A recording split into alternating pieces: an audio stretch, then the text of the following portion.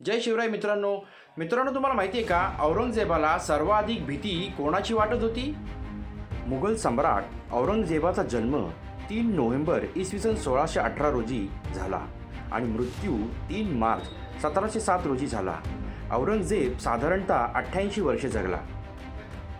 औरंगजेबाने जवळपास 50 वर्ष राज्य केले, पण अखेरच्या काळात त्याला मराठ्यांनी मोठे आव्हान दिले.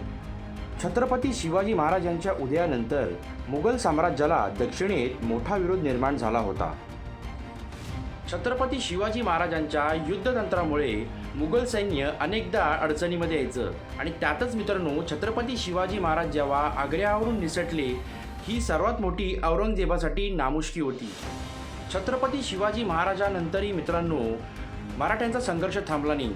औरंगजेब जो खऱ्या अर्थाने घाबरला मित्रांनो, तो छत्रपती शिवाजी महाराजांना, छत्रपती संभाजी महाराजांना आणि आपल्या मराठ्यांना.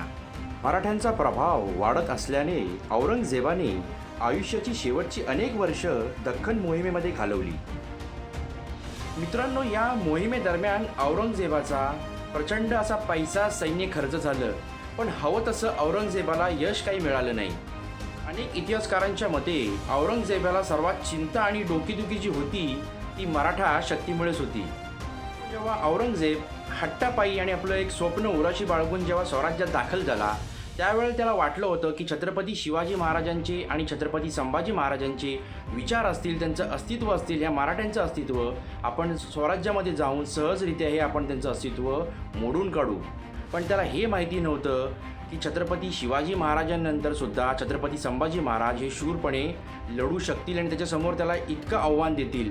छत्रपती संभाजी महाराजांनंतर सुद्धा त्याला सहज वाटलं होतं की आपण हे स्वराज्य बेचिराग करून टाकू, पण मराठे तेवढ्याच तिखटपणाने त्याच्यासमोर उभे होते आणि त्याच्या प्रत्येक आव्हानाला तोंड देत होते. शेवटी त्याचं स्वप्न मित्रांनो जे होतं हे धुळीत मिळालं आणि हे स्वप्न उराशी बाळगूनच या मराठ्यांच्या शक्तीपुढेच औरंगजेब झुकला, नतमस्तक झाला आणि हे स्वप्न न पूर्ण होणारं उराशी बाळगून या स्वराज्यातच औरंगजेबाची कबर खोदली गेली आणि तो इथेच मेला.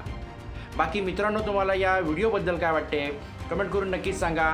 आणि हा जर व्हिडिओ आवडला असेल तर नक्कीच लाईक अँड शेअर करा. आणि हा व्हिडिओ तुम्ही जर यूट्यूबवर पाहत असाल तर नक्कीच यूट्यूब चॅनल सबस्क्राईब करा. आणि हा व्हिडिओ तुम्ही जर इंस्टाग्रामवर पाहत असाल तर नक्कीच पेजला फॉलो करा.